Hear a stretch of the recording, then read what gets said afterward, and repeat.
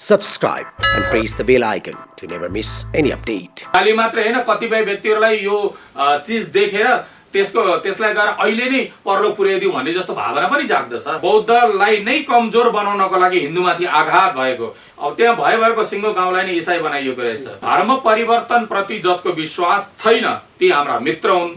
धर्म परिवर्तन जसरी भए पनि गराउनु पर्छ भन्ने मानसिकता राखेका यो राष्ट्रका पनि शत्रु हुन् र हाम्रा पनि शत्रु हुन्। 3 करोड जनतालाई चाहिँ नेपालमा लगेर गाड्ने क्या, अनि नेपालको देश देवभूमि देशलाई चाहिँ चियानको देश बनाउने, क्वारेन्टाइनमा 14 दिन राख्नु पर्दछ भनेर के शास्त्रमा लेखेको त होइन नि, तर अहिले परिवेशले त गराएर ल्यायो त, किन ल्यायो? यो अयोध्याको विषय चाहिँ बेमौसमी बाजा हो।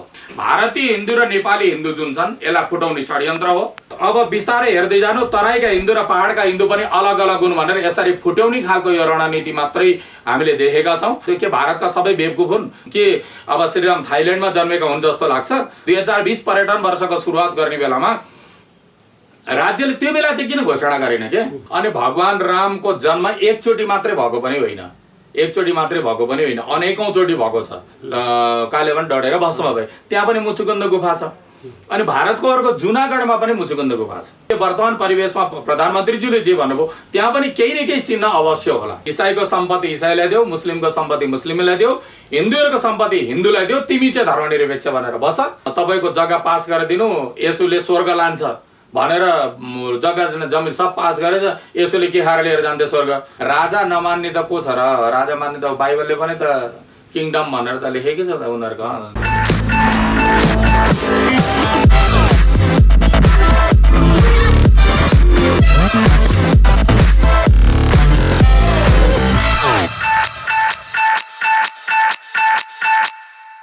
यहाँहरू यति बेला canadaNepal.com हेर्दै हुनुहुन्छ। आज हामीसँग हुनुहुन्छ हिन्दू जागरण अभियान गर्दै आउनुभएका गुरु रामकृष्ण उपाध्याय। भर्खरै प्रधानमन्त्रीले अयोध्याको विषयमा बोल्नुभयो पछाडि यसमा जुन विवाद सिर्जना भएको छ यो विषयलाई लिएर हामी उहाँसँग कुराकानी गर्न गइरहेका छौँ। र उहाँले विगत लामो समयदेखि इसाईकरण विरुद्ध जुन आफ्नो अभियान गरिरहनु भएको छ यो अभियान कसरी चल्दैछ र यो अभियानबाट समाजमा कस्तो असरहरू पर्न सक्छ र के भइरहेका छन् भन्ने विषयमा पनि हामी कुराकानी गर्नेछौँ। स्वागत गरौँ उहाँलाई canadaNepal.com मा। स्वागत छ यहाँलाई canadaNepal.com मा। धन्यवाद छ। यहाँले क्रिस्चियन जस्तो मिसनरीहरू विरुद्ध अथवा क्रिस्चियनहरूको चाहिँ ज्यादा भयो भनेर चाहिँ एउटा जुन हिन्दूको अभियान गर्नुभएको छ, सुरुवात गर्नुभएको छ, यो अभियानको कार्यक्रम अहिले कता पुगेको छ, के हुँदैछ यो लकडाउनको अवधिमा? अभियान आफ्नो ठाउँमा सशक्त ढङ्गले सञ्चालन भइरहेछ। भित्रभित्रै रूपमा हामीहरूले कार्य गरिरहेछौँ। कतिपय कार्यक्रमहरू हामीले देखाएर पनि गर्छौँ। अब जहिले पनि त्यो देखाउनुको तात्पर्य आफू प्रचारमा आउनको लागि हो। हामीलाई त्यस्तो आफू प्रचारमा आउनु, व्यक्ति विशेष प्रचारमा आउनु हुँदैन, संस्थाको अभियानलाई प्रचारमा ल्याउनु पर्दछ भन्ने चाहिँ हाम्रो मानसिकता हो।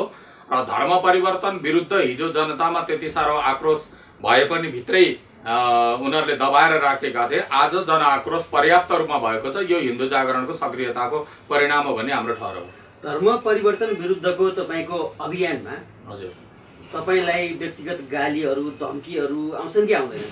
गाली र तालीको आशा गरेका व्यक्तित्वहरूलाई त्यसको मतलब हुन्छ हामीलाई न गाली न ताली, ईश्वर प्रसन्न भइदिए हुन्छ। आफ्ना गुरुजनहरू आमा बुवाहरूले सज्जनहरूले देखाएको जुन मार्ग निर्देशन यो ठिक हो भनेर हामीलाई जुन भित्रबाट अन्तर्हृदयबाट जुन प्रेरणा मिलेको छ त्यो ईश्वर प्रसन्न भइहाल्यो। हामीलाई त्यति नै प्रसन्नता भयो हुन्छ, अरू गाली र तालीको त्यति मतलब पनि गरिँदैन। जस्तो सामाजिक सञ्जालमा यहाँ विरुद्ध देखिन्छ, क्रिस्चियनहरू विरुद्ध अलिक बढी नै खनिनु भयो, हजुर अतिवाद लगाउनु भयो भन्ने खालको कमेन्टहरू पनि देखिन्छ। हजुर यसरी चाहिँ क्रिस्चियन समुदायबाट तपाईँ टार्गेट नगर्नु भएको जस्तो देखिन्छ नि त्यहाँबाट? अतिवाद होइन, हामीले अतिवाद गरेकै छैन। अतिवाद यदि हामी भएको भए र अतिवादी बनाइएको भए अहिले यो 4-5 वर्षको अन्तरालमा कहिले जरै समेत उखेलेर फालिसकिन्थ्यो। हामी के हो भनेदेखि सहकार्यको नीति, सौहार्दताको नीति, सकेसम्म साम दाम दण्ड भेद भन्ने यो 4 प्रकारका नीति हाम्रा शास्त्रहरूमा वर्णन गरिएको छ। सम्झाउने हो, बुझाउने हो। केही कुराहरू मान्छे कसैले हामीलाई गाली गर्दछ भनेदेखि त्यहाँ केही न केही आफ्ना पनि कमजोरी हुन्छन्। आफ्नो केही पोइन्टै नभेटिकन गाली गर्छ भनेदेखि त्यो त कि त पूर्ण पागल नै हो भन्नुपर्दछ हैन। त्यसै कारणले हाम्रो बीचमा बिग्रिएका राजनीति जुन व्यक्तिहरूले बोल्नुपर्ने हो समाजको लागि ती व्यक्तिहरू चाहिँ मौन धारण गरेर बस्दिने। यसले गर्दाखेरि उनीहरूले एउटा चलखेल गर्ने मौका अवश्य पाएका हुन्। तर हामीहरूले त्यसलाई जगाउने काम एउटा गरिरहेका छौँ। यसमा हाम्रो मात्रै भूमिका छैन, यसको श्रेय हामी हिन्दू जागरण नेपाल मात्रै लिन चाहँदैन, सबैको भूमिका आफ्नो ठाउँबाट अवश्य निर्वहित। जस्तो हिन्दूवादी सङ्गठनहरूकै कुरा गर्दाखेरि धेरैवटा सङ्गठनहरू छन्, हजुर, आफ्नो क्षेत्रबाट काम पनि गरिरहेका छन्। यहाँले नै खडा गर्नुभएको हिन्दू जागरण अभियान पनि त्यहाँबाट फुटेर धेरैवटा भइसक्यो भन्ने कुराहरू आएका छन्। यो के हो यसको सत्यता? त्यस्तो खास फुटेको छैन सञ्जीवजी। कस्तो छ भने कसैलाई सबैको यात्रा कति दिनसम्म हुन्छ भन्ने कुरा यो पूर्व निर्धारित नै हुँदो रहेछ। हामी आफ्नै जिन्दगीको यात्रामा जुन घरमा पैदा भयौँ त्यही घरकोसँग आमा बुवासँगको यात्रा कति दिनसम्म, परिवारसँगको यात्रा कति दिनसम्म। अब कसैको आफ्नो विचार अनुसारले केही कुरा नमिल्न पनि सक्ला। त्यो हुनाले कोही व्यक्तिहरू जहाँ गए पनि एउटा कुरा चाहिँ गर्व गर्ने लायक के छ भने हिन्दू जागरणसँग जोडिएर कोही व्यक्तिहरू बाहिर गएको भए पनि हिन्दुत्वको प्रति अत्यन्त कटिबद्ध छ र सक्रियतापूर्वक बोलेको छ र आवाज उठाएको छ। भले उसले हिन्दू जागरणको नाम नलियोस् तर काम चाहिँ गरेको छ। हिन्दू जागरणको लागि चाहिँ जस्तो इसाईहरूलाई गाली गरेर अथवा उनीहरूलाई चाहिँ भन्नुहोस् न व्यक्तिगत गाली गलौजमा उत्रिएको पनि देखिन्छ कोही अभियन्ताहरू। यसरी चाहिँ हिन्दू जागरणको अभियान हुन्छ कि हुँदैन? कुरा हामीले उनीहरूलाई गाली त्यसरी गरेको छ, हामी गाली त्यसरी गर्दैनौँ। हामीले जहिले बोलेका छौँ सभ्य तरिकाले नै बोलेका छौँ, कटाक्ष तरिकाले नै बोलेका छौँ। अब गाली नै दिनु पर्यो भनेदेखि सामाजिक सञ्जाललाई किन दिनु, प्रत्यक्ष गएर बोलिहाल्छौँ। प्रत्यक्ष गएर बोल्ने ठाउँमा हामी बोलिहाल्छौँ। त्यही पनि हरेक कुराको गाली नै निदान हुँदैन। तर कतिपय अवस्थामा के छ भनेदेखि त्यसलाई गाली सम्झिदिनु हुँदैन। जस्तो हामी यहाँ बसिरहेछौँ, कसैले यहाँ चिमट दियो भनेदेखि आइया भन्न पनि नपाउनु त। त्यो आइया भन्नुलाई यदि गाली सम्झिन्छ, उसले मलाई तर्सायो भनेर बुझ्छ भनेदेखि त्यो त उसको मानसिक दरिद्रता हो। त्यस कारणले गर्दाखेरि हामीले सचेत गराउने हो, तपाईँहरू यो नचाहिने काम नगर्नुहोस्। प्रलोभनमा परेर वा पारेर कुनै देशको संस्कार संस्कृति धर्ममाथि आघात नपुर्याउनुहोस्। र राज्यलाई पनि हामीले अनुरोध गरेका छौँ, गरिब छन्, बेरोजगार छन्, अशिक्षित छन् भनेदेखि त्यसको काम के हुन्छ भनेदेखि राज्यले नै त्यसलाई सम्बोधन गर्नुपर्ने हो। राज्यले सम्बोधन गर्ने हो। राज्यले कर उठाउँदछ जनताको भने राज्यको संरक्षण हुँदैन, गर्नुपर्दछ। तर राज्यले चाहिँ त्यसो नगर्ने, राज्य उल्टै नै त्यस्ता व्यक्तिहरूको संस्था चाहिँ आइएनजिओ र एनजिओलाई यहाँ अनुमति दिएर अनि धर्म परिवर्तन लगाउन प्रोत्साहन गरेको जस्तो गर्दछ भने त्यो त हामीले आवाज नउठाउनु भन्ने कुरै हुँदैन। त्यस्तोमा त गाली मात्रै होइन, कतिपय व्यक्तिहरूलाई यो चिज देखेर त्यसलाई गएर अहिले नै परलोक पुर्याइदिउँ भन्ने जस्तो भावना पनि जाग्दछ। नजाग्ने होइन, गाली त सिम्पल कुरा हो। जस्तो राज्य चाहिँ कहाँनिर चुकेको छ यसमा? विभिन्न प्रकार जुन राज्य चुकेको के भने कानुन बनाउँदछ, कानुनको पालना गर्न राज्यले सकिरहेको छैन। कानुन अवश्य बनाएको छ, धर्म परिवर्तन सम्बन्धी कसुर उसले कानुन बनाएको छ, तर आज सोझा साझा गाउँले व्यक्तिहरूलाई धर्म परिवर्तन गराएको छ। हामीले कतिपय ठाउँमा उजुरी दिँदा पनि त्यहाँको प्रशासकहरूले घुमाइरहेका छन्। म उदाहरण दिन चाहन्छु, यहाँ सिन्धुपाल्चोकको पनि त्यहाँ एउटा सच्चाइ केन्द्र खोलेको रहेछ। त्यहाँ आफ्नो बुवालाई प्यारालाइसिस भएको छ, त्यो चाहिँ ठिक गर्न नसक्ने, अनि सोझा साझा जनतालाई बोलाएर चाहिँ तिमीहरूको सब बिमारी निको हुन्छ भनेर धर्म परिवर्तन गराउने, आफूमा आकृष्ट गराउने, अनि त्यस पछाडि यसु नै ठिक छ भनेर लोभ्याउने, यस्ता काम भएको त्यहाँबाट उजुरी प्राप्त भएपछि हामीले जिल्ला प्रशासन कार्यालय सिन्धुपाल्चोकलाई गएर उजुरी पनि हाल्यौँ। तर उजुरी हालेर त्यसबाट चाहिँ हामी गर्छौँ मात्रै भनेर रुमल्ल्याउने जुन पद्धति छ नि, यो गलत हो। उहाँहरूलाई हामीले यो पनि भन्यौँ, त्यो त धर्म परिवर्तन मात्रै होइन, ठगीको मुद्दा लगाउनु पर्छ हजुरहरूले भनेर हामीले पनि भन्यौँ। किनभने ती व्यक्तिहरूसँग पैसा उठाइएको पनि हामीले पायौँ, त्यो ठगीको मुद्दा किन राख्दैन?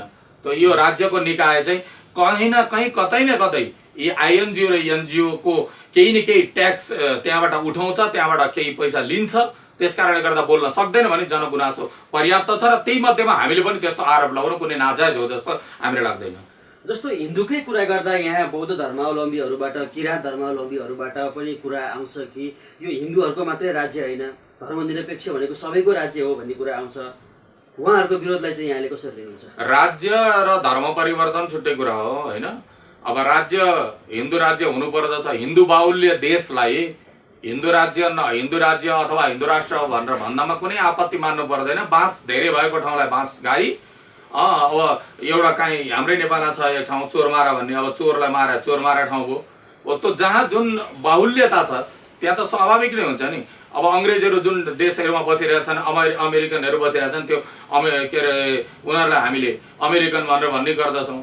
त्यो जहाँ जुन बाहुल्य छ त्यहाँ के अमेरिकामा चाहिँ नेपालीहरू छैनन् र अन्य देशका जनताहरू छैनन्, बरु उनीहरूकै देशको जनसङ्ख्याहरू घटिरहेछ, उनीहरूको जुन प्रजनन दर छ त्यो कम हुँदै गएको छ। त्यहाँ त नेपालका, भारतका, अन्य देशका दुनियाँ छन् त, त्यसलाई फेरि अङ्ग्रेजहरूको देश भनेर किन भनिन्छ त? त्यो जहाँ जुन बाहुल्य छ त्यही हो। अनि अर्को कुरा के भनेदेखि धर्मनिरपेक्ष भनेर यदि हिन्दू भन्दछ त्यो हिन्दू होइन, यदि इसाई भन्दछ त्यो इसाई होइन, यदि मुस्लिम भन्दछ त्यो मुस्लिम होइन, यदि क्रिस्चियन धर्मनिरपेक्ष हुँ भन्छ त्यो क्रिस्चियन होइन, त्यो त नास्तिक हो। किनभने धर्मदेखि निरपेक्ष त कोही समुदाय नै हुन सक्दैन। एउटा कुनै चराचर जगतमा जीव जगत कुनै पनि नै हुन सक्दैन भने कुनै धर्मको अनुयायी बनेर बसेको व्यक्ति चाहिँ धर्मनिरपेक्ष हुन्छ भनेर कसरी अर्थ लगाउन सकिन्छ? देशमा हिन्दू धर्मको मात्रै बाहुल्यता हुँदाखेरि बौद्ध र किराँत धर्म चाहिँ पछि पर्यो भन्ने उहाँहरूको मूल्य पछि पर्यो होइन। बौद्ध र किराँतले ख्याल गर्नुपर्ने कुरा हो। उहाँहरूका जनसमुदायहरूलाई पर्याप्त रूपमा धर्म परिवर्तन गरेर ध्वस्त पारिरहेका छन्। उनीहरू चाहिँ केही समुदायहरू चाहिँ नियोजित तरिकाले उहाँहरूले हिन्दूहरूले चाहिँ हामीलाई धर्म परिवर्तन गरे, हिन्दूकरण गरे भनेर उफ्रिरहेका पनि छन्। आजको यो 21औं शताब्दीको युगमा कसैले के अरे जबरजस्ती लादेन सकिन्छ, तर यहाँ त के भन्छन्, व्यक्तिलाई प्रलोभनमा पारिसकेपछि चाहिँ जे पनि हुन सक्दछ। त्यही कुरा यहाँ भइरहेको कारणले गर्दाखेरि हिन्दू र बौद्धलाई हामीले कुनै बौद्धलाई नै कमजोर बनाउनको लागि हिन्दूमाथि आघात भएको, किनकि हिन्दुत्व रहन्जेलसम्म बुद्धको एउटा जुन सद्भावहरू छ, बुद्धको प्रचारहरू छ, त्यो वास्तवमा भइरहेको छ। मैले यसो भन्दाखेरि कतिपय बुद्धिस्टहरूलाई उनीहरूलाई ज्वरो फुट्ला, उनीहरूलाई नराम्रो लाग्ला, तर के छ भनेदेखि हिन्दू र बौद्धको जुन एउटा देश हो, सनातन धर्म संस्कृतिको देश हो, एषा धम्मो सनातनमा भनेर भगवान बुद्धले भनेको सनातन धर्मानुयायीको देश हो। यो तपाईँ आफ्नो पद्धतिद्वारा भगवान बुद्धको उपासना गरिरहनु भएको छ, हामी आफ्नो पद्धतिद्वारा आफ्नो सनातन संस्कृतिको उपासना गरिरहेको छौँ भनेदेखि एक अर्काको परिपूरक भएर यदि हिँड्यौँ भनेदेखि ठिक हो।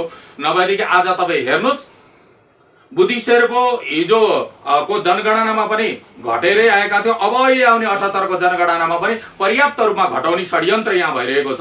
त्यो प्रति बुद्धिस्ट समुदायहरूले सचेत हुनै पर्दछ। आज जहाँ पनि देख्दछौँ कोही मङ्गोलको नाममा, कोही अन्य बुद्धिस्टको नाममा दुनियाँ प्रकारको धर्म परिवर्तन गरेर इसाईहरूको समर्थन गरेर देशलाई एउटा द्वन्द्वको रणभूमि बनाउने षड्यन्त्र भइरहेको छ। यसप्रति बुद्धिस्ट समुदाय, किराँत समुदाय, अन्य समुदायहरू पनि सचेत हुनै पर्दछ। तपाईँ र हामी प्रति कुनै विमति र लडाइँ भएदेखि बसेर गरौँला, केही फरक परेन, तर हामी दुईजनाको झगडामा चाहिँ त्यो बाहिरको व्यक्तिलाई छिराइरहनु कुनै आवश्यक म देख्दिनँ। त्यसो भए यहाँको अध्ययनमा यहाँले त यो हिन्दू जागरणबाट इसाईकरण विरुद्ध धेरै क्षेत्रमा गएर कामहरू गरिरहनु भएको छ। यहाँको अध्ययनमा चाहिँ इसाई जति पनि बनाइएका छन्, बुद्ध र किराँत धर्मका व्यक्तिहरूलाई बढी प्रयोग भएका छन् भन्ने कुरा यहाँको? हजुर, अधिकतम नै उहाँहरूले यो विषयमा अनुसन्धान गर्दा पनि हुन्छ। अधिकतम रूपमा नै छ उहाँहरूले, किनभने त्यो बुद्धिस्टका जुन समुदायहरू छन् बिचरा सोझा साझाहरू हुनुहुन्छ। उहाँहरू सरल स्वभाव, आफ्नो गरी खाने हो। अब उनीहरूलाई अरू कुराको खास मतलब पनि छैन, कसैलाई त्यस्तो दोषारोपण गरेर पनि हिँड्दैनन्। अब केही टाठा बाठाहरू चाहिँ अब तिनीहरूलाई प्रयोगमा ल्याइरहेका छन् र उनीहरू सोझा साझा यही हेटौँडाको मकवानपुर राई गाउँमा भयो के त भने राईका समुदाय सोझा साझा आफ्नो सोझो सिधा कुरा स्पष्ट विचारदै गर्ने। अब त्यहाँ भएको सिङ्गो गाउँलाई नै इसाई बनाइएको रहेछ। आजभन्दा लगभग 4-5 वर्ष अगाडिको त्यहाँको घटना मैले सुन्नमा आएको पनि थियो। अब धर्म परिवर्तन गरेछन्। अब लासलाई जब कुनै राईको एकजना प्रमुख बित्नु भएछ, उहाँलाई दफन गर्ने बेलामा त इसाईहरू आए। अब उनीहरूसँग पैसा मागे, किन लासलाई दफन गरेर त पैसा लाग्छ, अनि त्यति पैसा दिन सक्ने हैसियत भएको भएदेखि त किन धर्म परिवर्तन गर्थे? लास गाड्न नपाइएपछि न यता लास गाड्न पाइयो, न उनीहरूले लास उठाएर लिएर गए, न जलाउन पाइयो। बिचराहरू घरको न घाटको भएपछि सिङ्गो गाउँले यो चाहिँ नचाहिने धर्म रहेछ, यस्तो हामी लाग्दैन भने फेरि स्वधर्ममा आफै नै फिर्ता आएको घटना पनि ताजा नै छ। यही रामकोटमा पनि लास उठाउने बेला त्यस्तै के चिज भयो, एउटा गरिब परिवारलाई कम्ती शास्ति हो। आजभन्दा लगभग त्यही 3-4 वर्ष अगाडिकै घटना हो। यस्ता घटनाहरू थुप्रै छन् जो यसमा समाजमा द्वन्द्व ल्याउन एउटा खोजिरहेका छन्। हिजो अस्तिकै न्युज पनि यहाँ पश्चिमतिरको मैले सुन्न पाएको थिएँ। त्यही हुनाले हामीले के भनेदेखि हामी जुनसुकै धर्म संस्कार संस्कृति माने पनि धर्म परिवर्तन प्रति जसको विश्वास छैन ती हाम्रा मित्र हुन्। धर्म परिवर्तन जसरी भए पनि गराउनु पर्छ भन्ने मानसिकता राखेका यो राष्ट्रका पनि शत्रु हुन् र हाम्रा पनि शत्रु हुन्। लासकै गाड्ने कुरा गर्दाखेरि जस्तो इसाई धर्ममा लासलाई गाडिन्छ, हिन्दूमा दाह संस्कार चलाइन्छ। यही कुरालाई लिएर पोखरामा भर्खरै यहाँले पनि जोड्नुभयो, यसमा विवाद भएको समाचारहरू, झगडा भएका भिडियो पनि भाइरल भएका छन्। यसरी हिन्दूहरूले विरोध गर्न हुँदैन थियो भन्ने कुराहरू त्यहाँ कमेन्टमा पनि देख्न सकिन्छन्। यो कुरामा चाहिँ के हो, जस्तो दुईटा पक्षबिचको जुन झडप भएको स्थिति छ, किन धर्म परिवर्तन गर्नु? के मेरो त भनाइ नै यही हो के अहिले आएर उनलाई झगडा गर्नु हुँदैन अरे के हामी नै सबै कुरामा थिचिरहनु पर्ने? थिचिरहनु पर्ने चाहिँ के नेपालको मौलिक धर्म मान्ने मान्छे चाहिँ थिचिरहनु पर्ने? भोलि मुसलमानका व्यक्तिहरू आउलान्, भोलि अर्को समुदायका व्यक्ति आउलान्, के हामी थिचिरहनु पर्ने? कहिले अन्य देशबाट सञ्चालित भएका संस्थाहरू यहाँ विभिन्न रूप लिएर आएर हामीलाई नै थिच्ने, अनि फेरि धर्म परिवर्तन गरेर अहिले लास किन गाड्ने? म त भन्छु हेर्नु, लास कसको गाड्ने भन्दा जसलाई साँपले टोकेर मरेको छ, विष खाएर मरेको छ, यस्ता व्यक्तित्वहरूको चाहिँ लास जलाउनु हुँदैन, गाडिदिनुपर्छ। किनकि यिनीहरूलाई जलाउँदाखेरि अग्निको माध्यमले तिनीहरूको शरीरमा फैलिएको जुन विष हो वातावरणमा घुलमिल हुन्छ, मलामी गएका व्यक्तिहरूलाई पनि घाटा पुर्याउँदछ, नोक्सान पुर्याउँदछ, रोगी बनाउँदछ। त्यस कारणले गर्दा यस्ता व्यक्तिहरूलाई गाड्नुपर्ने हो। अनि अर्को चाहिँ जसले अग्निको परित्याग गरे यस्ता सन्यासी महात्माहरूले पनि आफ्नो जल समाधि, स्थल समाधि लिन्छन्। यी त एकदम न्यून मात्रामा मात्रै हुन्छन्। अब कल्पना गरौँ न, म सबैलाई सोध्न चाहन्छु, सबै व्यक्तिहरूलाई आफ्नो छातीमा हात राखेर सम्झिनुहोस्, नेपालमा 3 करोड जनसङ्ख्या छ। मानव यी सबैको लास गाड्नु नै पर्ने भयो भनेदेखि आजको 50 वर्षभित्रमा त यो 3 करोड जनसङ्ख्या ठ्याक्कै जान्छ त, परलोक त जान्छ। आजको 50 या 60 70 वर्षभित्र त अर्को पुस्ता आइपुग्छ। अनि 3 करोड जनतालाई चाहिँ नेपालमा लगेर गाड्ने क्या? नेपाललाई एक त उत्पादन गर्न मुस्किल परिरहेको छ, अनि नेपालको देश देवभूमि देशलाई चाहिँ चियानको देश बनाउने, जहाँ लास गाड्ने प्रथा छ त्यहाँ त लासहरू उखाड्दै गएर जलाउँदै गर्न थालेका छन् त्यो विदेशमा। भनेदेखि आज हाम्रो देशलाई चाहिँ नि चियानको देश किन बनाउनु पर्यो? त्यस कारणले गर्दा एउटा कुरो थियो। दोस्रो कुरो चाहिँ धर्म परिवर्तन गर्नुपर्ने कारण के? धर्म परिवर्तन गरेर जाँदाखेरि तपाईँको मर्ने बित्तिकै मुक्ति हुन्छ? मुक्ति हुने भएदेखि लास किन काट्नु पर्यो? मुक्त भइहाल्यो नि, टाउको दुखाइ किन गरे? यसै मुक्त भयो उसै मुक्त भयो। माटोको शरीर हो, फ्याल्दिनु न जहाँसुकै। त्यसको लागि किन संस्कार गर्नु पर्यो? यदि संस्कारले मुक्ति हुन्छ भनेदेखि तपाईँले धर्म परिवर्तन किन गर्नुभयो? प्रश्न यो हो। तपाईँले यसमा विश्वास गरेपछि मुक्ति हुन्छ भनेर भन्नुभएपछि त तपाईँले विश्वास गरेर तपाईँ त मुक्त भइसक्यो, अनन्त जीवन भइसक्यो नि त तपाईँको। अब तपाईँको त्यो माटोको शरीर त जहाँसुकै फ्याल्दियो भने के फरक पर्छ? त्यसको लागि किन?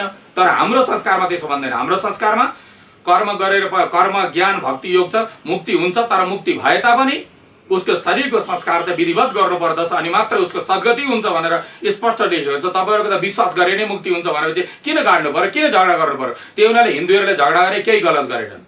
संस्कारकै कुरा गर्दाखेरि फेरि हिन्दू संस्कारमै पनि विवादहरू आएका छन्, जस्तो 13 दिनमा काजक्रिया सक्याउने, 5 दिनमा सक्याउने, 3 दिनमा सक्याउने, यस्तो विवादहरू लगभग समापन भइसकेको छ। हामीले त्यस विरुद्धमा त्यसका सञ्चालकहरूसँग पनि हामीले कुरा गरिसकेका पनि हौँ। र उहाँहरूलाई मैले अहिले पनि भन्छु, यदि त्यस्ता बिउहरू कतै अवशेषहरू रहेछन् भनेदेखि म मिडिया मार्फत भन्न चाहन्छु, काहीँ कसैले 5 दिन 7 दिन 3 दिनमा क्रिया सिद्ध्याउँछु भनेर कुनै पनि गुरुले, कर्मकाण्ड गर्ने गुरुले गराउनु भएको छ भने सम्झिनु होला। हिन्दू जागरण नेपाल मलाई सम्झिनु होला र हाम्रा शाखाका कुनै व्यक्तिहरूलाई पनि सम्झेर जानकारी गराउनु होला। ती गुरुजीलाई कारबाही गर्ने जिम्मा हाम्रो।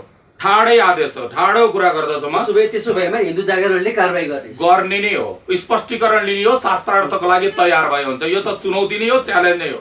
यो मैले घमण्डपूर्वक बोलेको होइन, स्वाभिमानपूर्वक बोलेको। जसले संस्कार र संस्कृतिलाई मजाक बनाउँदछ, यस्ता व्यक्तित्वहरूको त मर्ने बेला मुख हेऱ्यो भने पनि दुर्गति परिन्छ। त्यो हुनाले यो जुन कर्महरू घटाउने या घटाउने र बढाउने होइन, तपाईँले घटाउने र बढाउनेको बदलामा तपाईँले के गर्नुपर्छ भने 12 दिन 13 दिनको समय किन राख्यो, यो विषयमा तपाईँले कुनै अनुसन्धान आयोग गठन गर्नु भएको छ। ती व्यक्तिहरूले अनुसन्धान गर्नु नि त। क्वारेन्टाइनमा 14 दिन राख्नु पर्दछ भनेर के शास्त्रमा लेखेको त होइन नि, तर अहिले परिवेशले त गराएर ल्यायो त। किन ल्यायो? यसको केही कारण त, रिजन त होला नि। 14 दिन नै राख्नुपर्छ हो। यस्तै प्रकारले केही न केही कारण त होला। अनुसन्धान गर्नुहोस् न, अनुसन्धान गर्ने निकाय गर्नुहोस्, सरकारमा गएर अनुरोध गर्नुहोस्, यस्तो यस्तो 12 दिन 13 दिन चाहिँ हुनै पर्दछ भनेर यो कारण के रहेछ यसको खोजी गरौँ भने। खोजी गर्दा के हुँदैन, अन्तरिक्षमा वैज्ञानिकले अनुसन्धान गरेर संस्कृत भाषा मात्रै अन्तरिक्षको भाषा हो भनेर उनीहरूले अनुसन्धान गरेर जारी गर्न सक्छन्। जहाँ शून्य छ, केही देखिँदैन, हाम्रो दृष्टिबाट पर छ भनेदेखि तपाईँ चाहिँ हाम्रो संस्कारलाई चाहिँ काट्न खोज्नुको बदलामा कारण के भनेर खोजिदिए हुन्थ्यो भन्ने चाहिँ मेरो अनुरोध हो। जस्तो अनुसन्धानकै कुरा गर्दाखेरि अहिले यहाँ एउटा अनुसन्धानको एउटा विषय आएको छ, यहाँलाई पनि जानकारी होला। अयोध्याको विषयमा अहिले धेरै कुराहरू उठिरहेका छन्।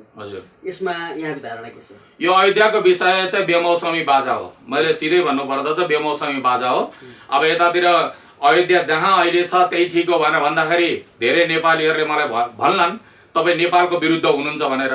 अब होइन नेपालमै हो भनेर भनौँ भन्ने अवस्था हो भनेदेखि म कुनै अनुसन्धाता पनि होइन, मैले ठ्याक्कै उहाँ हो र यहाँ हो भनेर। तर के छ भनेदेखि यो वास्तवमा यहाँ यो कार्ड अलग्गै कार्ड हो, यो कार्ड फ्यालिएको कार्ड हो।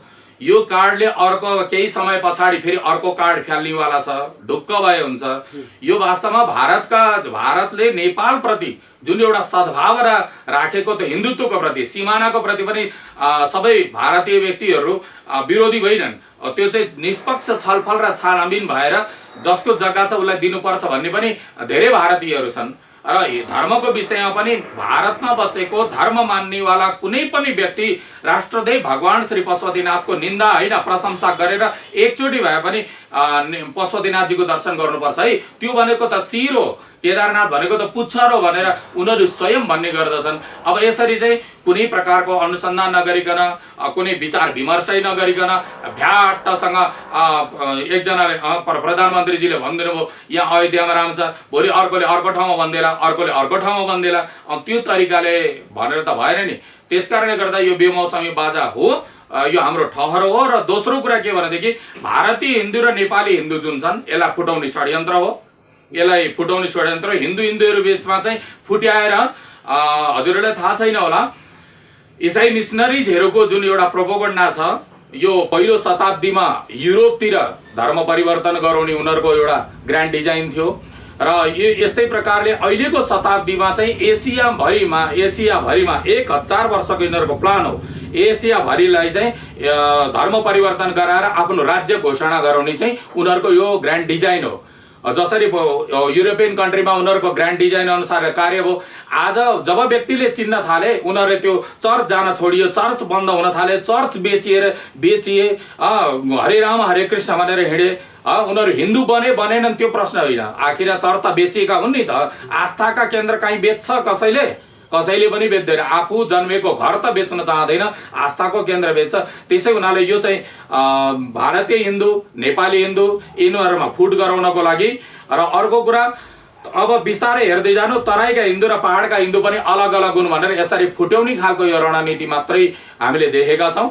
अहिले जो दशकौं अवस्थादेखि नै मानव भारतमा 60-70 वर्षदेखि अनुसन्धान गर्दा आज यो राम जन्मभूमि हो भनेर सर्वोच्च अदालतले पनि त्यत्रो अनुसन्धान गरेर फैसला गरिसकेको छ भनेदेखि त्यहाँ रामको केही नै नभेटिएको भएदेखि कसरी हुन सक्थ्यो? के भारतका सबै बेवकुफ हुन्? मैले भारतको पक्ष लिएर भने होइन, यदि नेपालकै पक्ष हो राम तथ्य र सत्यको कुरा चाहिँ यथार्थ भनिदिनु पर्दछ।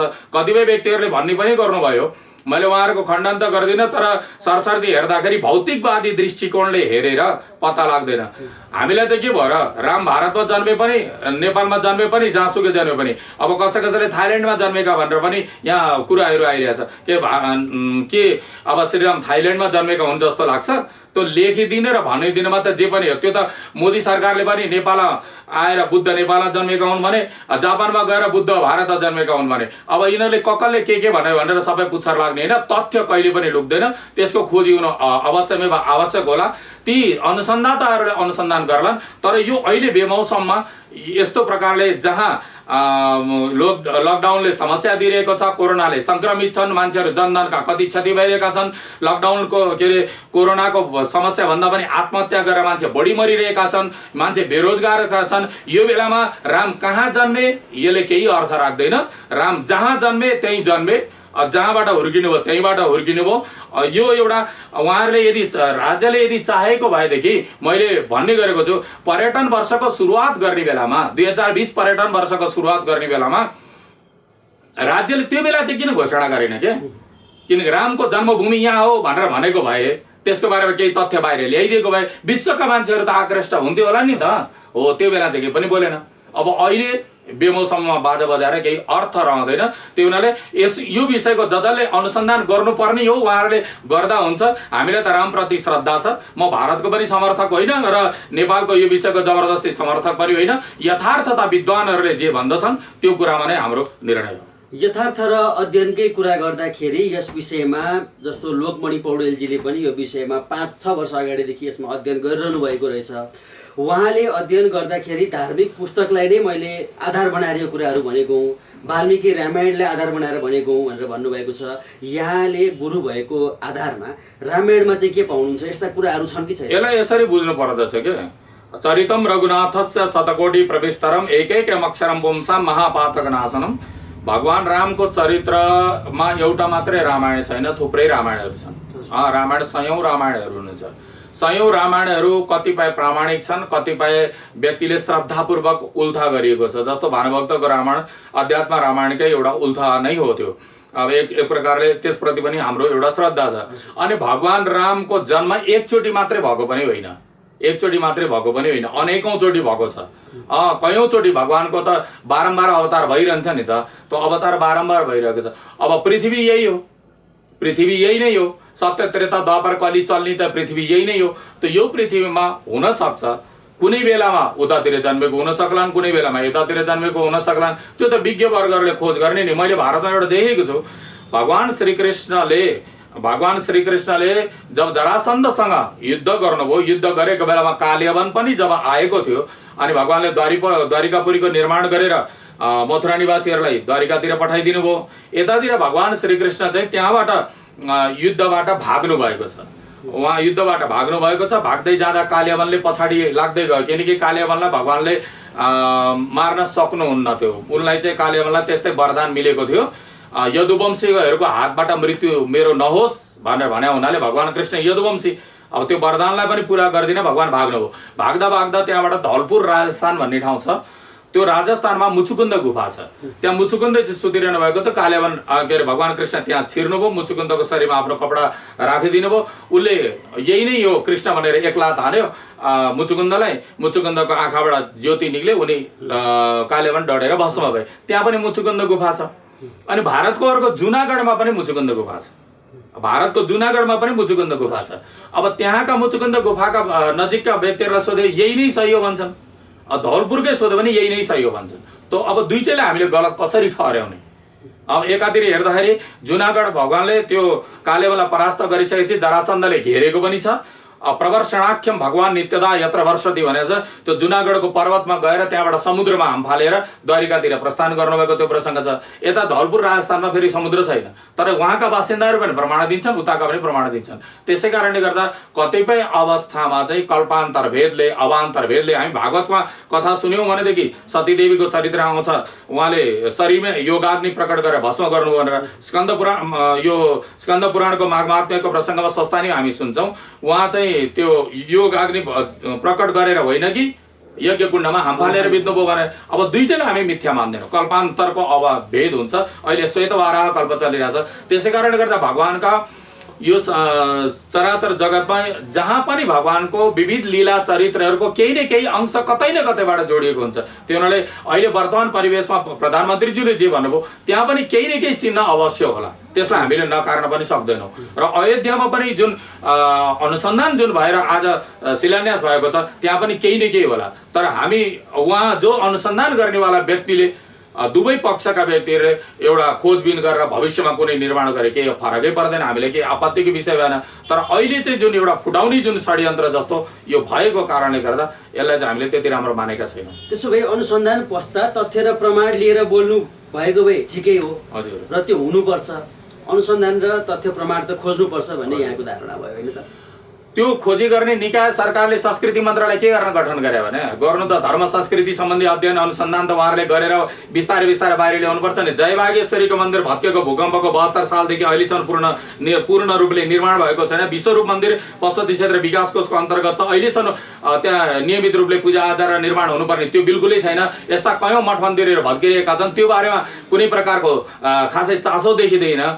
बिहानै रेडियो सुन्न भ्रष्टाचारका कुरा आउँछ, बेलुकै रेडियो सुन्न भ्रष्टाचारका कुरा आउँदछ, त्यो विषयमा चासो नहुने। अनि त्यसपछि अहिले जुन एउटा हिन्दू सिमानाको विवादले भारत एउटा रिसाएर पनि बसेको छ, उसलाई खुसी पार्नुपर्छ छैन। भारतको पनि हेपा प्रवृत्ति नभएको होइन, हरेक कुरामा जहिले पनि हेपिरहेको हुन्छ। हामीलाई छोटा भाइ भनेर हेपिरहेको हुन्छ। छोटा भाइ भन्ने के कारणै छैन, किनकि भारतभन्दा अगाडि त नेपालै जन्मेको। त्यही हुनाले चाहे जे जस्तो भए पनि दुई देश हो, छिमेकीको सम्बन्ध हो, यसमा चाहिँ कसैको पक्ष र विपक्ष लाग्ने होइन। कुनै कुरा बोल्दा पनि तथ्य र प्रमाणहरू अगाडि राखेर अनि बोलिदिँदाखेरि राम्रो हुन्थ्यो भन्ने मात्रै हाम्रो अभिप्राय हो। हामी प्रधानमन्त्रीजीले बोलेको कुरामा पनि समर्थन होइन र उतातिरको विषयमा उनीहरूले नै जानुन्, अरूको देशको विषयमा मैले कुरा गर्नु उचित हुँदैन।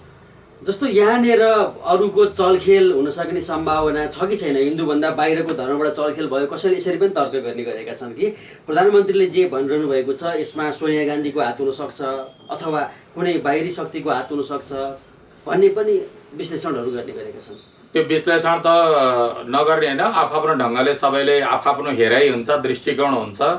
मन पर्यो भनेदेखि नराम्रो मान्छे भने राम्रै देखिन्छ, मन परेन भने राम्रो मान्छे भने नराम्रो देखिन्छ। उहाँले जे भन्नुभयो, तर समग्र रूपमा हामीले पनि नेपालका विद्वानहरूसँग सम्पर्कहरू पनि गरिरहेछौँ, उहाँहरूसँग सोधिरहेछौँ के हो कुराहरू भन्दा यो अकस्मात यो तरिकाले बोलिदिनु हुँदैन थियो, भए पनि नभए पनि बोलिदिनु हुँदैन थियो। अब रह्यो कुरो भौतिक दृष्टिकोणले अब जन्ती लिएर जनकपुर कसरी पुगे कसरी फर्के भन्ने कुराहरू पनि आए होइन, आउने विषयमा आए। तर त्यो कुरा भौतिकवादी दृष्टिकोणले चाहिँ अवश्यमेव पुग्न सक्दैनन्। तर अलिकति अध्यात्मको विषयलाई लिएर हेर्ने हो भनेदेखि भौतिकवादी दृष्टिकोणले त हनुमानजीले द्रोणाचार्य पर्वत उठाउनै सक्दैनन्, अनि हनुमानजी लङ्का जानै सक्दैनन्। त्यसकारण अनि विभीषण आदि पनि आकाश मार्गबाट सिधै कुनै यान नै नभइकन आकाश मार्गबाट उडेर समुद्रबाट आउन पनि सक्दैनन्। कहीँ मान्छे त्यत्तिको उड्छ त हातगोडा नफैलाकन।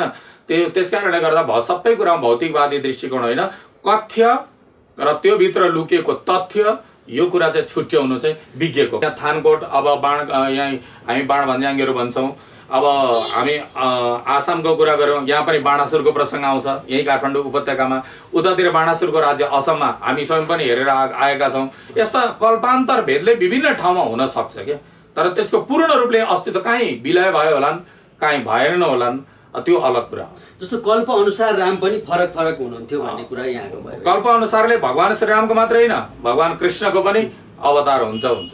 सम्पूर्ण अवतारहरू दोहोरिन्छन्। सृष्टि जब चल्दछ, त्यो सृष्टि चलिसकेपछि भगवानका अवतारहरू क्रमशः रूपले हुँदै जान्छन्। अब कुनै अवतार अगाडि होला, कुनै अवतार पछाडि होला, आवश्यकता अनुसार अवतारहरू भगवानका अनन्त भएकै हुनाले नै हरि अनन्त, हरि कथा अनन्त भनेर भनिएको। जस्तो यो अवतार हुने कुरामा जस्तो कल्प अनुसार प्रत्येक जुन घटनाक्रम भएका हुन्छन् यो चाहिँ हिन्दू शास्त्र अनुसार धर्म अनुसारको कुराबाट यो दोहोरिन्छ भन्ने कुरा दोहोरिन्छ। तपाईँ हामी पनि दोहोरिन्छौँ, भगवान मात्रै होइन। यो सृष्टिको अन्त भइसकेपछि, अन्त भएर महाप्रलय भइसकेपछि पुनर्सृष्टि गर्ने बेला फेरि जीव कहाँबाट आउने यही। त्यसो भए यो दोहोरिने नै क्रममा कहिले चाहिँ भारतको भूमिमा कहिले नेपालको भूमिमा परेको हुन सक्ने पनि देखियो। अब राजनैतिक आधारमा अलग अलग देश भए पनि भूमिहरू दायाँ बायाँ हुन सक्ने सम्भावना त्यो रहँदो रहेछ। त्यो चाहिँ अब प्रत्यक्ष रूपमा नै हामीहरू त्यो ठाउँको इतिहासहरूमा हेर्दा, त्यो ठाउँमा पुगेर बुझ्दा त्यो हामी देख्न सक्छौँ। यहाँनिर हिन्दूहरूको अलिक कमजोरी चाहिँ आफ्नो शास्त्र पढ्न नचाहनु, आफ्नो धर्ममा रुचि नदेखाउनु पनि एउटा कमजोरी भएर पनि यी तथ्यहरू लुकेका हुन्। हिन्दूहरूले सनातन धर्मावलम्बीहरूका पनि विशिष्ट गुरुहरू हुनुहुन्छ, जहिले पनि विद्वान थोरै नै हुन्छन्। हेर्नु होइन, त्यो चरम सीमामा पुगेका विद्वानहरू जहिले पनि कम नै हुन्छन्। त्यही हुनाले अनुसन्धान गर्ने निकायहरू नहुनु चाहिँ कमजोरी नै हो। अब त्यसको लागि के भनेदेखि अन्य पन्थहरूको जुन एउटा टिम हुन्छ नि, त्यस्तो टिम चाहिँ हाम्रो सनातन धर्ममा छैन। जस्तो बाइबल पढ्नै पर्ने बाध्यता क्रिस्चियनहरूलाई छ, प्रत्येक शनिबार जानै पर्छ चर्चमा, मुस्लिमहरूलाई त्यस्तै छ। तर हिन्दू धर्ममा त्यस्तो खालको कडाइ नभएर पनि पछि परेको हो कि होइन? उनीहरूमा त डर हो क्या। त्यो त अब बाइबल पढ्न छोड्यो भने जिसस मान्नै छोडिदिन्छ। तर हाम्रो सनातन धर्म भागवत पढे पनि नपढे पनि गीता पढे पनि नपढे पनि बिहान उठ्नु नुहाइदिए गर्नु सूर्यनारायण अर्घ दिनु आमा बुवालाई नमस्कार गर्नु सत्य बोल्नु व्यभिचार नगर्नु दुराचार नगर्नु नचाहिने कुरा नगर्नु अरूको उपकार गर्नु यति सद्गुण भयो भने पढे पनि भयो नपढे पनि भयो यो त स्वाभाविक छ मानवीय जीवन प्रवृत्तिलाई अपनायो भने त ऊ स्वयं नै सनातन धर्मावलम्बी हुन्छ नै हुन्छ। अब यो आचार छोडेपछि धर्म माने पनि नमाने पनि त्यसलाई समाजले नै मान्यता दिँदैन। जस्तो आचरण र संस्कार पनि अहिलेका युवाहरूमा त कम देखिन्छ नि, उनीहरूको अध्ययन पनि कम देखिन्छ, परिवारले पनि सिकाएको देखिँदैन। हामी आयातित संस्कृतिमा चाहिँ अलिक बढी झुकाव हुँदै गएको देखिन्छ। जस्तो जन्मदिन नै मनाउने कुरा गर्नुहोस्, जन्मदिन मनाउने कुरामा केक काट्ने त चलन हाम्रो होइन, त्यो चलन भित्रिएको देखिन्छ। त्यसै गरी हाम्रा जुन संस्कारहरू जति पनि थिए यसमा बाहिरी संस्कारहरू भित्रिएको देखिन्छ नि। बाहिरी संस्कार त अब नेपालको पढाइ नै त्यस्तो छ, शिक्षा जस्तो हुन्छ उसले आचरण गर्ने पनि त्यस्तै हो। शिक्षा नै यहाँ आमा भन्नको लागि मम्मीबाट सुरु गर्नु परेपछि अनि शिक्षा कहाँ पुग्यो भनेर बुझे भइहाल्यो। अब त्यसो भए यो सनातन धर्मको जुन अब यसलाई अझै प्रवर्धन गर्नको लागि कस्तो नीतिबाट अगाडि बढ्नुपर्छ यसमा राज्यले ध्यान दिनुपर्दछ यो विषयमा र धर्मशास्त्रका विज्ञ गुरुहरूले पनि छलफल गोष्ठी सभा सेमिनार आम सभा जनचेतनाका कार्यक्रमहरू गर्नुपर्दछ। तर यहाँ चाहिँ समस्या के छ भने गुरुहरूले नगर्ने होइन, गर्छन्। हिन्दू धर्मको जति पनि आम्दानी हुन्छ सबै सरकार चपाउँछ अनि बिचरा गुरुहरूले गरून् पनि के, धर्मगुरुहरूले गरून् के। जस्तो इसाई मिसनरिजको लागि बाहिरबाट फन्ड आउँछ, मुस्लिमहरूको लागि बाहिरबाट फन्ड आउँछ, तर हिन्दूहरूको सनातन धर्मावलम्बीहरूको खोइ त कहाँबाट आउँछ फन्ड, कहीँबाट त्यस्तो आउँदैन। यहाँ त हाम्रै देशको मठ मन्दिरहरू त छन् त, त्यहाँ करोडौँ अरबौँ रुपियाँको आम्दानी हुन्छ। त्यो आम्दानीमा त सरकारले गिद्ध दृष्टि लगाएर उता त लैहाल्छ। अनि यहाँ गाली खाने चाहिँ फेरि गुरुहरू नै हुन्। त्यस कारणले गर्दा राज्यले नीति परिवर्तन गरेर राज्य धर्मनिरपेक्ष हो भनेदेखि इसाईको सम्पत्ति इसाईलाई देऊ, मुस्लिमको सम्पत्ति मुस्लिमलाई देऊ, हिन्दूहरूको सम्पत्ति हिन्दूलाई देऊ, तिमी चाहिँ धर्मनिरपेक्ष भनेर बस। त्यो चाहिँ धर्मनिरपेक्षको उनीहरूको सिद्धान्त अनुसार सबै धर्मलाई समान रूपले हेर्ने भने तब सम्भव हुन्छ। यहाँ धर्मनिरपेक्षको आडमा चाहिँ हिन्दुत्वमाथि सनातन धर्ममाथि दमन भएको छ। यो दमनको विरुद्धमा चाहिँ आवाज उठ्छ भने त्यसो भए हिन्दूहरूको जति पनि मन्दिरबाट हुने इन्कमहरू छ, त्यहाँबाट इन्कम त नभनौँ, त्यस्तो मन्दिरमा चढाइएका वस्तुहरू छन्, दान दातव्यहरू, दानहरू, यी चिजहरू चाहिँ हिन्दूकै कन्ट्रोलमा हुनुपर्छ भन्ने कुरा यहाँको भयो। स्वाभाविक हो नि त। तपाईँको सम्पत्तिमा मैले कसरी कन्ट्रोल गर्न सक्छु र? हुँदैन नि त। तपाईँको सम्पत्तिलाई तपाईँलाई उपभोग गरेर दिनु पर्यो, मेरो सम्पत्तिलाई मैले उपभोग अहिलेको अवस्थामा चर्चमा अथवा मस्जिदमा त्यसरी चढाइँदैन होला नि त। फेरि चढाउने मन्दिरको भन्दा बढी आम्दानी हुन्छ नि। 10% अनिवार्य दिनुपर्ने रुल उनीहरूकै छ, थाहा भएकै कुरा हो। दशांश त उठाएका हुन्छन्। पूर्वाञ्चलमा अस्ति नै भने सियोन चर्चको काण्डहरू घर जग्गा नै बिन बनाइदियो। यी कलङ्कीमा एकजना वृद्ध व्यक्तिलाई तपाईँको जग्गा पास गरिदिनु, यसुले स्वर्ग लान्छ भनेर जग्गा जमिन सब पास गरेछ। यसुले के खाएर लिएर जान्थ्यो स्वर्ग? अनि उनलाई पछाडि धेरै दिन भइसक्यो स्वर्ग पनि जहाँ लाँदैन। अनि ऊ मान्छे नै हरा अनि प्रहरीमा उजुरी गरेपछि पक्राउ परेको परेन। अब त्यो विषयमा त हामीलाई त्यति साह्रो थाहा भएन होइन, बाहिर आएन, कतिपय कुराहरू गुपचुप नै रहन्छन्। यस्तो धेरै छ। यहाँ करोडौँ रुपियाँको आम्दानीको चलखेलहरू हुन्छ र हामीसँग त्यस्ता प्रमाण पनि छन्। कुन कुन चर्चले कति कति फन्ड राइज कसलाई गरेको छ, कहाँबाट ल्याएको छ, यी कुराहरू हिन्दू जागरण नेपालसँग सुरक्षित छ। यो डाटा हिन्दू जागरणसँग हामीले त्यो बाहिर हाम्रै हिन्दू जागरण नेपालको माध्यमबाट बाहिर आउट पनि गरिसकेका छौँ। अब यस्तो जुन भइरहेको छ अतिक्रमण जस्तो हिसाबले यहाँले भन्नुभयो होइन, यसको विरुद्धमा अब हिन्दू जागरणले अब आगामी अभियानहरू चाहिँ कस्तो बनाउँदैछ? हाम्रो आफ्नो सबै रणनीतिहरू बाहिर देखाइँदैन, सबै हाम्रा आफ्नै रणनीतिहरू छन् र हामी सङ्गठनलाई नै सशक्तिकरण गर्दै पनि लगिरहेका छौँ। र जस्तो जस्तो खालको आउँछ प्रतिक्रियाहरू त्यही अनुसारले हामीले प्रतिक्रिया पनि दिने गर्दछौँ। र अहिले हामीले धार्मिक नेपालभरि रहेका धार्मिक सङ्घ संस्थाहरू एकजुट हुनुपर्दछ भनेर यो अभियानमा अहिले लागेका छौँ। र हामीले जस्तो कथाव्यास मेचीदेखि महाकालीसम्मका कथाव्यासहरूलाई एकजुट गराउनको लागि कथाव्यास सम्मेलन मार्फत उहाँहरूलाई लगभग हामीले एकजुट गराइसकेका छौँ, समिति मार्फत सङ्गठनमा आबद्ध गराइरहेका छौँ। भनेदेखि कथाव्यास गुरुहरू एकजुट हुनुभयो। अब कर्मकाण्ड गर्ने गुरुहरूलाई पनि हामीले उहाँहरूलाई पनि ट्र्याकमा ल्याउने हाम्रो प्रयास हो। हामी तेस्रो चरणमा हामी गर्छौँ। र अहिले हामीले चाहिँ मेचीदेखि महाकाली दर्ता भएका दर्ता नभएका सङ्घ संस्थाहरू, भजन कीर्तन सत्सङ्ग 5 जनाको मात्रै समिति भए पनि हामीलाई हिन्दू जागरण नेपाललाई जानकारी गराउनु होला भनेर हामीले अनुरोध पनि गरेका छौँ। र यो मिडिया मार्फत पनि हामी अनुरोध गर्दछौँ, धार्मिक क्षेत्र एकजुट नभइकन यो देशमा सुशासन हुँदैन, धर्म संस्कृतिको संरक्षण पनि हुँदैन। जब व्यक्तिको हृदयबाट धर्मै छोडिदिन्छ नि, हृदयबाट हरि नै हराउँदछ, हो त्यसले संसारको धन सम्पत्ति नै हरण गर्छ। त्यो हुनाले हामीले संसारको चिज संसारलाई नै दिनको लागि हृदयमा हरि राख्न आवश्यक छ।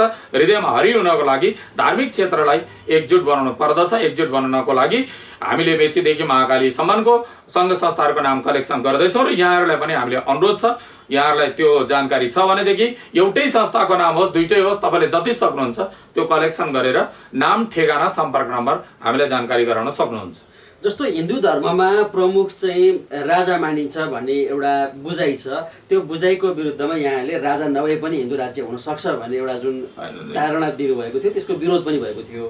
यो विषय यस्तो, हिन्दू धर्ममा राजा मान्नु हुनुपर्छ हुनु पर्दैन भनेर यो विवादित विषय जस्तो देखिन्छ। अब यहाँ राजा हुनुपर्छ र हुनु पर्दैन भनेर हिन्दू धर्मले भन्ने होइन, राजा नमान्ने त को छ र? राजा मान्ने त बाइबलले पनि त किङडम भनेर त लेखेकै छ त उनीहरूको। त्यो हुनाले राजा भने के भने शासक हो।